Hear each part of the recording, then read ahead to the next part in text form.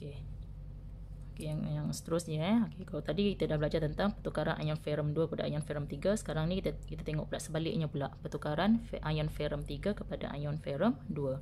So pertukaran ion ferrum 3 kepada ion ferrum 2 ni dia melibatkan tindak balas pengoksidaan atau penurunan. Okay, macam biasa kita tengoklah. Kita paling mudah kita tengok NPO dia, perubahan NPO. So NPO bagi ferrum 3 adalah positif 3. Charge dia 3 positif, manakala ferrum 2 NPO dia adalah positif 2.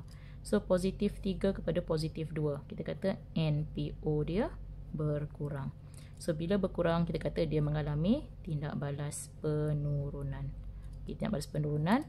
Jadi dari segi elektron, kita kata kalau penurunan dia akan terima elektron. Dia akan terima elektron. Okey.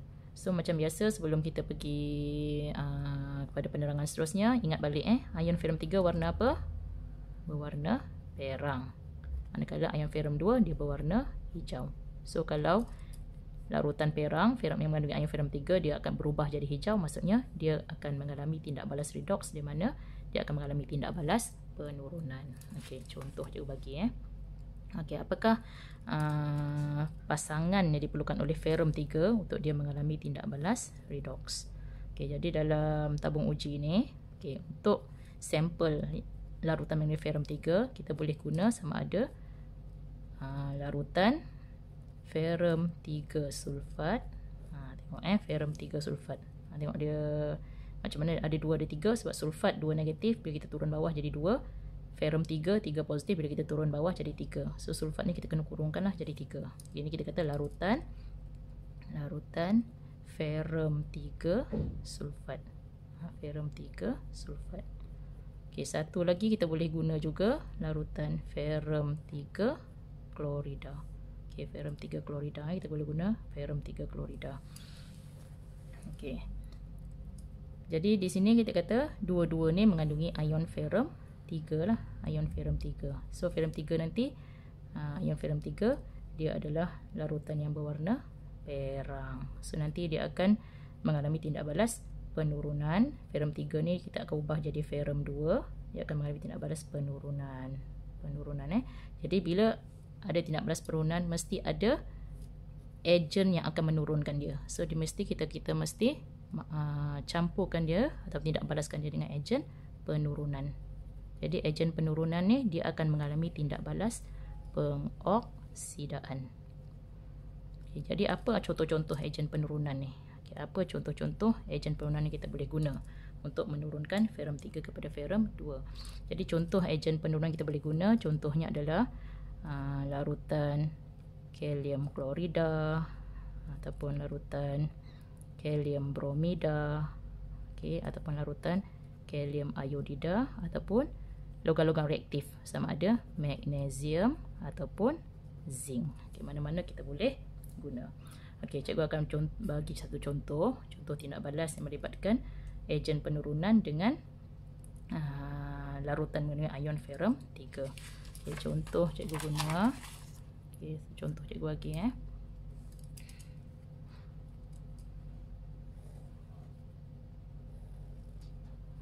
Okey, contoh cikgu bagi, cikgu guna larutan ferrum 3 klorida.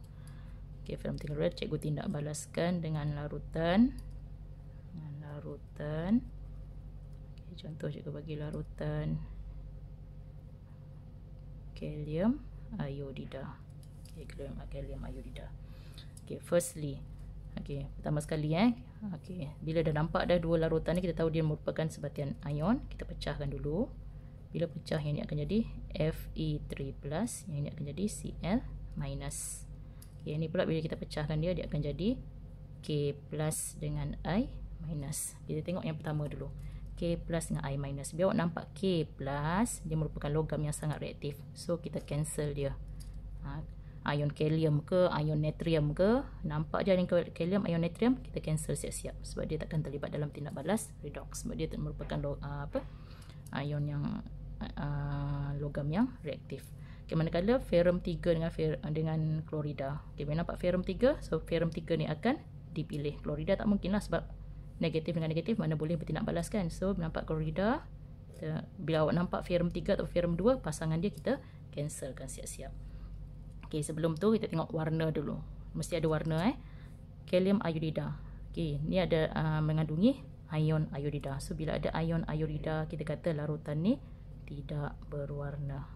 Sebab dia ada ion iodida. Halida semua tak ada warna Manakala ferrum 3 ni, cikgu cakap tadi warna apa? Dia merupakan larutan yang berwarna perang. Okey, sekarang dah tahu dah dua bahan tindak balas, ferrum 3 dengan ion iodida.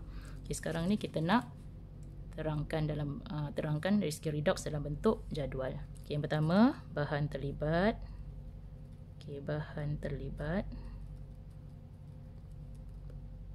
Okey, so bahan terlibat tadi adalah ion ferrum 3 dengan apa tadi? Okey, ion iodida, I minus. Okey, ion iodida, I minus. Okey, ini bahan terlibat. Okey, kita tengok. Okey, seterusnya persamaan setengah. Okey, persamaan setengah. Okey, jadi kan ferrum 2 tadi kita nak ubah dia jadi ferrum. Kita nak ubah dia jadi ferrum 2 kan, ferrum 2. So bila jadi ferrum 2, dia akan lepaskan elektron. Dia akan terima elektron. So Fe3+, dia akan terima elektron. Bila dia terima elektron, dia akan jadi Fe2+. Okey, Fe2+. Okey, kita tengok seimbang ke tidak. Okey, kita tengok seimbang ke tidak. Okey, Fe3+. Okey, yang kita tengok yang tak ada elektron dulu. Tak ada elektron dulu. So sebelah kanan dulu. So dia punya total charge dia positif 2. Yang ini pula, okey, macam mana kita jadikan positif 2? Sebabnya dekat sini kita boleh adjust elektron. So 3 positif tambah 1 negatif. So 3 tolak 1 dah jadi positif 2. So dah seimbang kan kiri kanan. Dah seimbang, kita tak payah ubah lagi dah. Okey, bila ferrum 3 ni terima elektron, automatik ion iodida. Macam banyak kali cikgu cakap, bila ada nampak charge negatif ni, maksudnya dia lebih elektron. So bila lebih elektron jadi neutral, dia akan lepaskan elektron. Nampak bila ada ion charge negatif dia mesti lepas elektron. So I negatif lepaskan elektron. So bila apa neutral dia? Boleh tak cikgu tulis? Bila dia neutral, tak ada charge kan? Boleh tak cikgu tulis I saja? Ingat balik. Tak boleh, kena pasti. Iodin ni dia logam ke bukan logam? Okay, iodin bukan logam kan sebab kumpulan 17 kan. So kalau bukan logam mesti ada 2. Ingat tak boleh tulis I saja sebab I ni dia tak stabil, dia mesti 2. Molekul mesti I2, bukan logam. Okay, lepas elektron mesti sebelah kanan elektron. Okay, sekarang kita nak seimbangkan. Kita tengok dulu bahagian yang tak ada elektron dulu. So yang ini, sebelum tu kita seimbangkan dulu iodin dulu ataupun unsur. Sebelah kanan I2, sebelah kiri I1.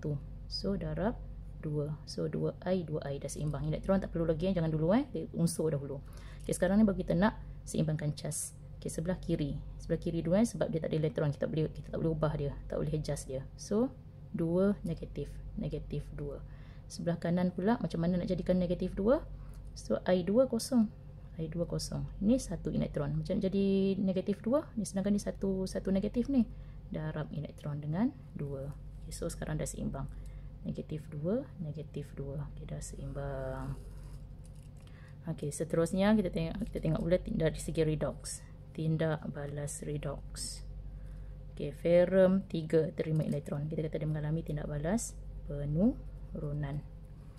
Okey, manakala iodida lepas elektron. Kita kata dia mengalami tindak balas pengoksidaan. Okey, seterusnya kita tengok dari segi agent. Okey, agent. Bila ferrum 3 mengalami penurunan, dia adalah agent pengoksidaan.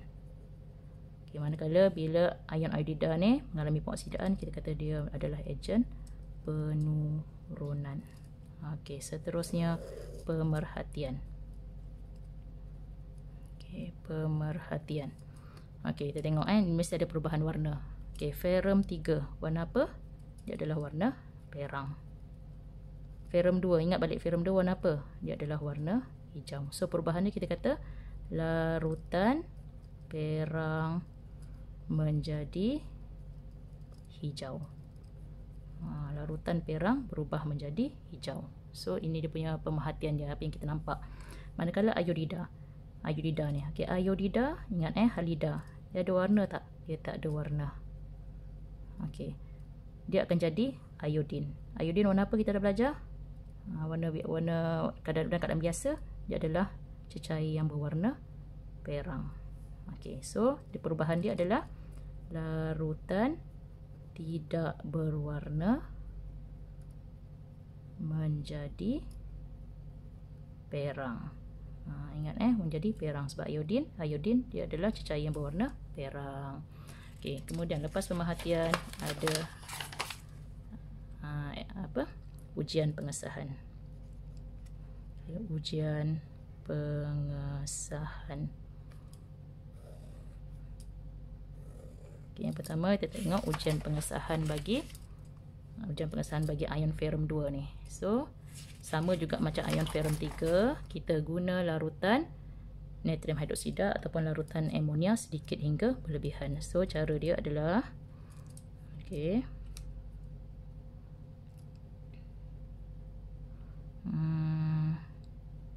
Okey, masukkan larutan natrium hidroksida ataupun larutan amonia sedikit hingga berlebihan ke dalam tabung uji yang mengandungi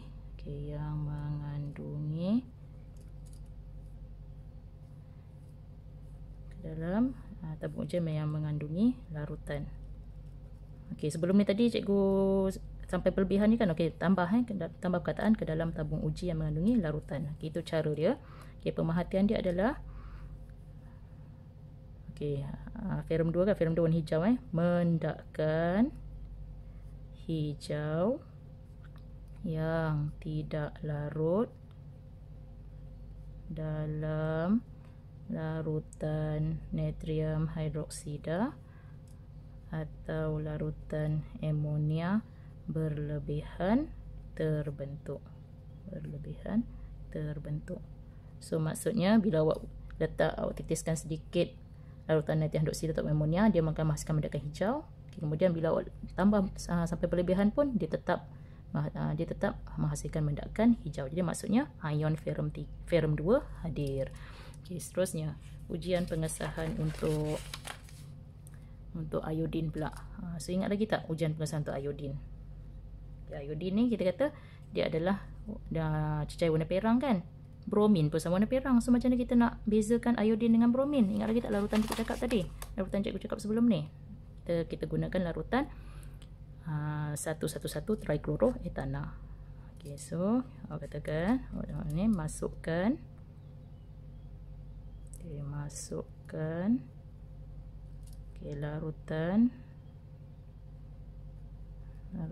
111 trichloroetana ke dalam tabung uji yang mengandungi campuran. Okey, campuran Okey, pemerhatian dia lapisan, ingat lagi tak iodin warna apa? Lapisan ungu terbentuk. Jadi itu membuktikan bahawa iodin terbentuklah. Iodin terbentuk hasil daripada pengoksidaan iodida kepada iodin. Okey, dan akhir sekali adalah persamaan ion. Okey, persamaan ion. Okey, yang tadi persamaan ion So firstly, cikgu salin balik yang tadi tu. Ferrum 3 nak jadi ferrum 2, dia terima elektron tadi kan, Fe tu. Kerana cikgu salin balik yang awal tadi. Manakala iodida tadi, iodida dia lepaskan elektron, dia akan jadi iodin 2 tambah sini 2 elektron. Okey, so sekarang ni awak tengok. Ini 1 elektron, ni 2 elektron. Okey, belum seimbang kan? So nak jadi seimbang, yang nak jadikannya ni 2. Okey, kita darabkan semua ni dengan 2. So bila darab 2 dia akan jadi 2 Fe3+ tambah 2 elektron Okey, dia akan menghasilkan 2Fe2+. Okey, so bila sekarang dah sama. Okey, dah sama, kita boleh cancel elektron. Okey, dan seterusnya kita gabungkanlah. Dah sudah, kita gabungkan. Kita gabungkan, dia akan jadi 2Fe3+ tambah 2I- menghasilkan 2Fe2+ tambah I2. Okey, so jelas Okey, ini contoh tindak balas antara ferrum 3 klorida tadi dengan larutan kalium iodida.